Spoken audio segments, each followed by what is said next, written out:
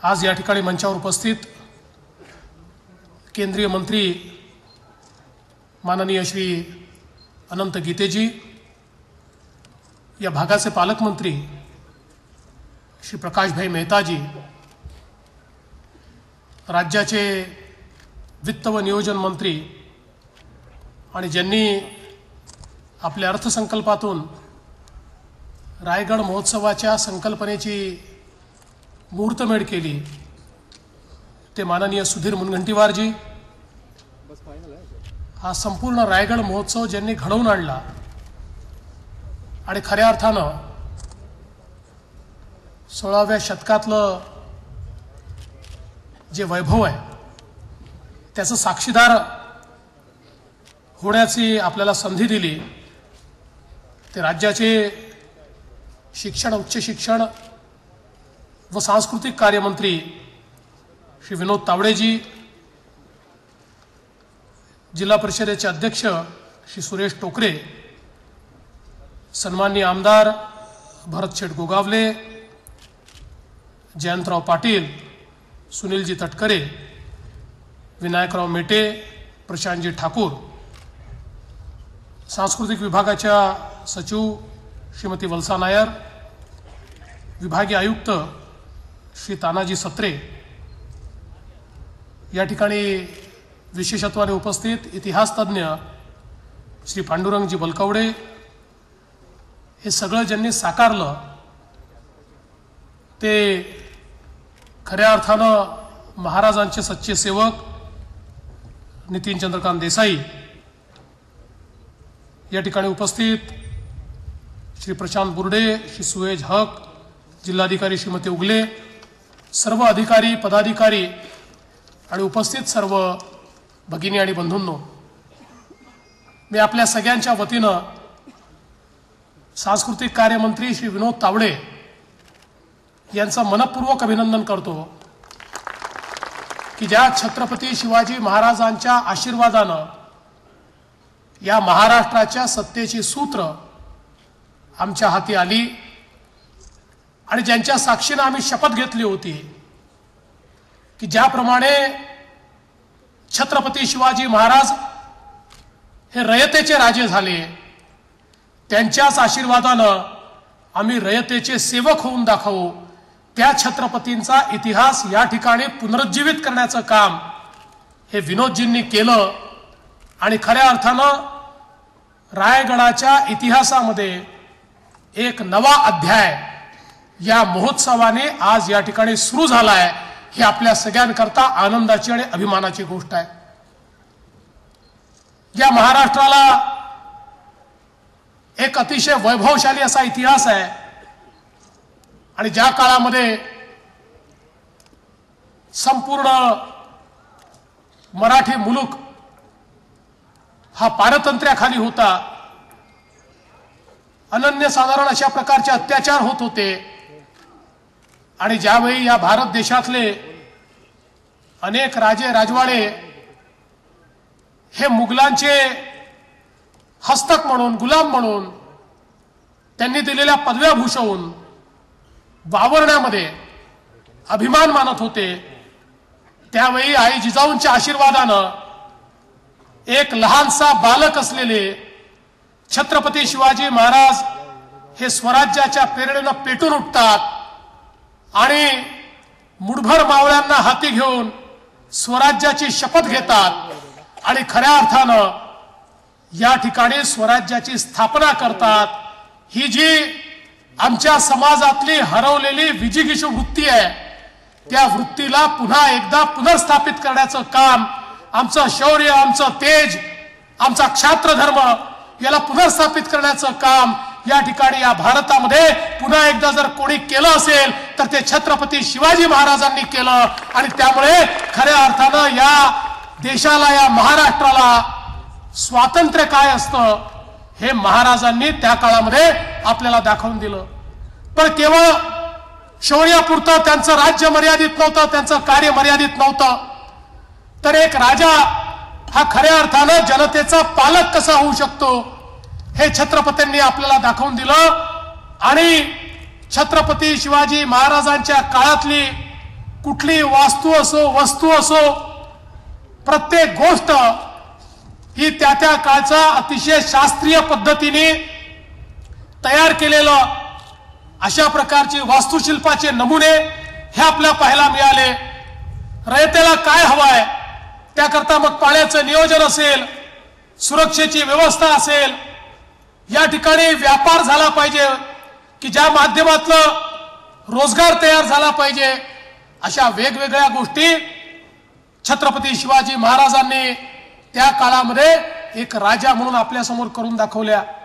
आणि खऱ्या अर्थानं मी नेहमी असं म्हणतो की छत्रपती शिवाजी महाराजांच्या एकूण कार्यकर्तृत्वामध्ये एवढी शक्ती आहे की समाजासमोर राज्यकर्त्याला जर कुठलीही अडचण आली, कुठलाही प्रश्न त्याला भेडसावला आणि त्या प्रश्नाचं उत्तर सापडत नसेल तर छत्रपतींच्या इतिहासामध्ये डोकावल्याबरोबर कुठल्याही प्रश्नाचं उत्तर आपल्याला सापडतं।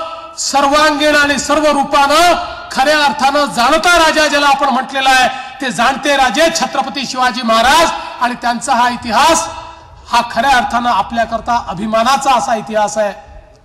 आज आमच्या या गडकिल्ल्यांची परिस्थिती गेले अनेक वर्ष आम्ही हा प्रयत्न करतो की आमच्या गडकिल्ल्यांचं वैभव हे पुन्हा एकदा परत आलं पाहिजे। आणि त्याकरता आपलं नवीन सरकार आल्यानंतर आपण त्याचा आराखडा बनवायला घेतला। 5 किल्ले पहिल्या टप्प्यामध्ये आपण घेतले आहेत। रायगड आहे, शिवनेरी आहे, तोरणा आहे, 5 किल्ल्यांना आपण त्या ठिकाणी घेतलेला आहे आणि 5 किल्ल्यांना त्याचं संवर्धन करायचं। त्या ठिकाणी पर्यटकांकरता एक केंद्र तयार करायचं की ज्या केंद्राच्या माध्यमातून त्या किल्ल्याचा आणि छत्रपती शिवाजी महाराजांचा इतिहास हा त्या ठिकाणी समजला पाहिजे। त्या ठिकाणी व्यवस्था उभ्या करायच्या आणि त्या व्यवस्थांच्या माध्यमातून पूर्णपणे इंटरप्रिटेशन सेंटरच्या माध्यमातून पहिल्यांदा त्या पर्यटकाने इतिहास समजून घेतला पाहिजे आणि त्यानंतर किल्ल्यावर गेल्यानंतर तो इतिहास त्याच्या नजरेसमोर जिवंत झाला पाहिजे। अशा प्रकारचा कार्यक्रम आपण हातामध्ये घेतलाय। या ठिकाणी आपण रायगडाकरता देखील आर्किओलॉजिकल सर्व्हे ऑफ इंडिया यांच्या माध्यमातून यावर्षी 12 कोटी रुपयाचा एक आराखडा तयार केलाय, ज्यातून आपण संवर्धनाचं काम किल्ल्यावर करणार आहोत। 4 कोटी रुपये आपण पर्यटन विभागाच्या माध्यमातून दिले आहेत, पण त्यासोबत या संपूर्ण आराखड्याकरता आमच्या वित्तमंत्र्यांनी 50 कोटी रुपये हे बजेटमध्ये राखून ठेवलेले आहेत। आणि आता याचं काम करताना ज्या अडचणी येतात, मी परवा ज्यांचा उल्लेख आदरणीय गीते साहेबांनी केला त्या महेश शर्माजींना अशी विनंती केली की आर्किओलॉजिकल सर्व्हे ऑफ इंडियाकडे आम्ही प्रस्ताव द्यायचा, मग त्यांनी त्या प्रस्तावावर विचार करायचा, मग त्या प्रस्तावाला त्यांनी मान्यता द्यायची, मग त्यांनी काम सुरू करायचं। इतक्या कासव गतीनं काम करता येणार नाही आणि म्हणून मी त्यांना विनंती केली आर्किओलॉजिकल सर्व्हे ऑफ इंडियाने स्टेट आर्किओलॉजी डिपार्टमेंटशी MOU करावा, त्यांनी त्याचे नियम आम्हाला सांगावे आणि त्या नियमानुसार राज्य सरकारला सगळं काम करू द्यावं, म्हणजे येत्या 2-3 वर्षामध्ये हे किल्ले जे महाराजांनी त्या काळामध्ये तयार केले त्या परिस्थितीमध्ये आपल्याला निश्चितपणे आणता येतील। आणि त्याला आमच्या मंत्र्यांनी सहमती देखील दाखवली आहे। मला विश्वास आहे की आपण निश्चितपणे याचं जे स्वरूप आहे ते स्वरूप या ठिकाणी पुनर्स्थापित करू शकू। या महोत्सवाच्या निमित्ताने पुन्हा एकदा सगळा इतिहास जिवंत होणार आहे। त्याच प्रथा, त्याच परंपरा या 12 मावळातल्या 18 पगड जातीमध्ये वावरणारे जे आमचे सगळे कलावंत आहेत, त्या सगळ्या कलावंतांना या ठिकाणी एकत्रित करायचं आणि त्यांच्या माध्यमातून लोककलेचं प्रदर्शन करायचं। महाराजांची स्वयंलिखित पत्र असतील, त्यासोबत या ठिकाणी वेगवेगळ्या प्रकारची शस्त्र असतील, या प्रत्येक गोष्टीचं या ठिकाणी प्रदर्शन आपण मांडलेलं आहे। महाराजांनी वरती त्या काळामध्ये जो बाजार तयार केला की अतिशय सुंदर संकल्पना की आमच्या सैनिकांना घोड्यावरनं न उतरता बाजार करता आला पाहिजे, अशा प्रकारचा जो बाजार तयार केला तो पुनरुज्जीवित करण्याचं काम त्या ठिकाणी केलंय। काय भव्य सोहळा असेल ज्यावेळी महाराजांचं त्या ठिकाणी त्यांना छत्रपती पद बहाल झालं आणि त्यांचा राज्याभिषेक झाला। आता त्याच सोहळ्याची पुनरावृत्ती अतिशय भव्यपणे त्या ठिकाणी आपल्याला पाहायला मिळणार आहे। आणि या ठिकाणी खाली देखील या मंचाच्या माध्यमातून रोज त्याचं नाट्य रूपांतर हे आपल्याला पाहायला मिळणार आहे। मी संपूर्ण महाराष्ट्रातल्या जनतेला विनंती करतो, 21 ते 24 हा सोहळा या ठिकाणी होणार आहे। आपल्या जीवनातला एक अविस्मरणीय क्षण या सोहळ्याच्या निमित्ताने आपल्याला अनुभवायला मिळणार आहे आणि म्हणून आपण निश्चितपणे या सोहळ्यामध्ये सहभागी व्हावं। या पाचाळमध्ये देखील आई जिजाऊंचा हा वाडा याचं देखील संवर्धन करण्याची आवश्यकता आहे। आणि सगळ्यात महत्त्वाचं, या पाचाळमध्ये पाण्याची फार मोठं दुर्भिक्ष आहे। या ठिकाणी पिण्याचं पाणी देखील उपलब्ध होत नाही आणि म्हणून आम्ही आमच्या जलसंधारण विभागाचे सचिव श्री प्रभाकर देशमुख यांना या ठिकाणी पाठवलं होतं। या ठिकाणचा संपूर्ण सर्वे त्यांनी केला आणि गतिमान पाणलोट विकास कार्यक्रमाच्या अंतर्गत इथे 7 तलावांचं पुनरुज्जीवन करायचं आणि त्या माध्यमातून पाचारचं जलयुक्त शिवार करायचं हा निर्णय आम्ही घेतलाय। आणि आमचा प्रयत्न असेल की पुढच्या वर्षीपर्यंत या ठिकाणी जलसंधारणाच्या माध्यमातून पाण्याची व्यवस्था अशा प्रकारे करायची की पुढच्या वर्षी पाचाडला टँकरची आवश्यकताच पडू नये, अशा प्रकारचं नियोजन हे आम्ही तयार केलं आहे आणि निश्चितपणे त्याचंही काम आम्ही करणार आहोत।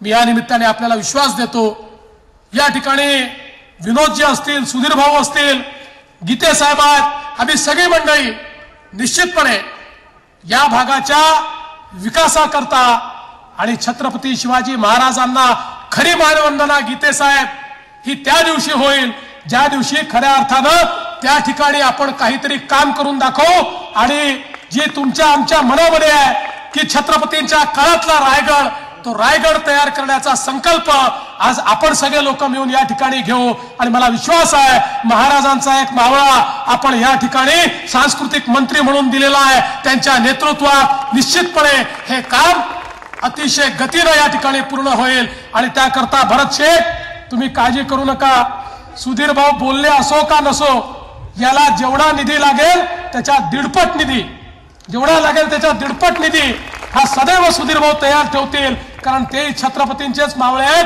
त्यामुळे काळजी करण्याचं कारण नाही। निश्चितपणे मी आपल्याला विश्वास देतो आणि माझं बोलणं संपवतो। जय हिंद, जय महाराष्ट्र, जय भवानी, जय भवानी, जय भवानी।